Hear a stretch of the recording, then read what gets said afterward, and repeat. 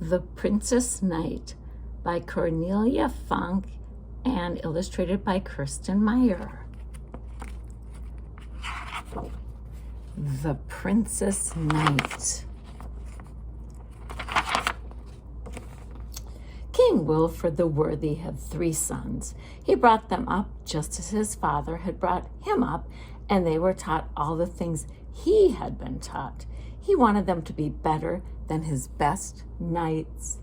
They learned riding and jousting, fighting with swords, and good table manners too. They learned how to stride around proudly and how to shout very loudly. And, perhaps most important for princes, they learned how to give orders to their nursemaids, their servants, their dogs, and their horses.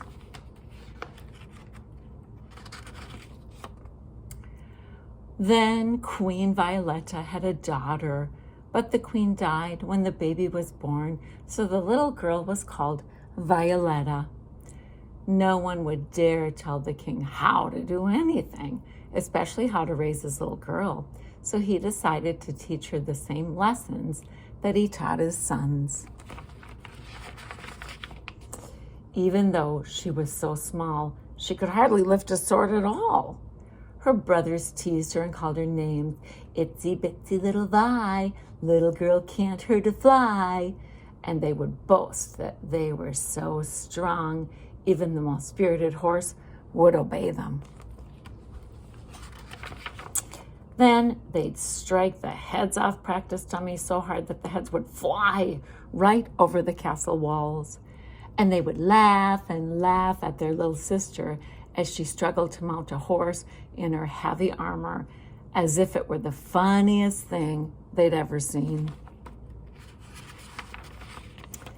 "Oh, Emma," said Violetta to her nursemaid one evening while Emma soothed the little girl's bruises, "I'll never be as strong as my brothers."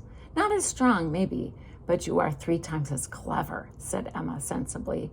"Why not ask your father to stop teaching you all this silly fighting and to let you learn something else instead? Embroidery, perhaps, or weaving, or playing the flute, something useful." But Violetta shook her head. No, she said. "That would only make my brothers laugh louder." So Emma said no more, for she knew the princess was more determined than all the 3 princes put together. From that night on, Violetta slipped out of the castle in secret, while the rose gardener's son kept watch for her. She started to practice all the things her brothers could already do so much better. Violetta practiced in her own way, without shouting and without using her spurs. Indeed, she was very quiet about it, as quiet as the night itself. So, while her brothers grew as tall and strong as King Wilfred's knights, Violetta, who stayed quite small, got better at fighting and riding every day, and her father's horses loved to carry her on their backs.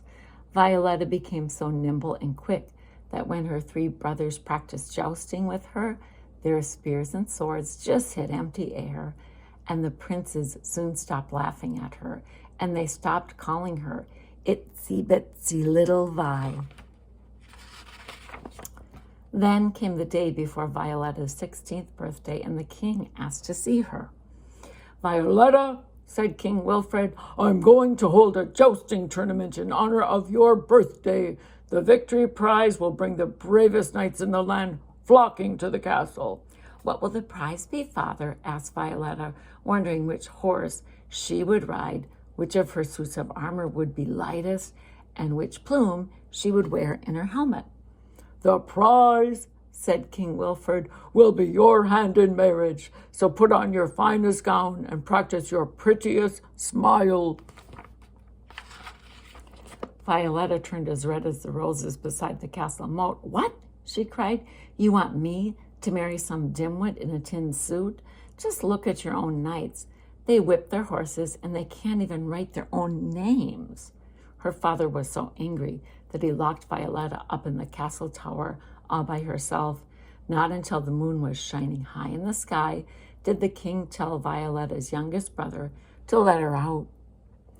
Stop crying, little sister, said Violetta's brother. I'll make sure to win the tournament myself. You certainly can't marry me. But Violetta shook her head and wiped her eyes on the hem of her dress. Thank you, she said, but I think I'd better just see to it myself. The next day, the field behind the castle was crowded with knights who'd come to fight in the tournament. King Wilfred sat down to watch. Little did he know that it wasn't Violetta who sat beside him. It was her nursemaid, Emma. She wore Violetta's best dress and a veil over her face. The real Violetta had put on her blackest armor and saddled her favorite horse. She rode into the arena with the other knights and gave her title as Sir No Name. Trumpets sounded and the tournament to win the princess's hand began. Knight after knight rode into the arena. Sigurd the Strong, Harold the Hardy, Percy the Pitiless, but Sir No Name defeated them all. He even knocked the king's sons off their horses and into the dust. By the end, there was no one left who was willing to fight, and Sir No Name rode over to the king to receive the victory prize. Where do you come from, Sir No Name? Asked the king. You've brought honor to your family, and my daughter should think herself lucky to take your hand in marriage. I don't think so, Sir No Name replied, raising his helmet. Hello, father, said Violetta. What's the prize for a princess knight? And for the first time in his life, her father, the king, was speechless.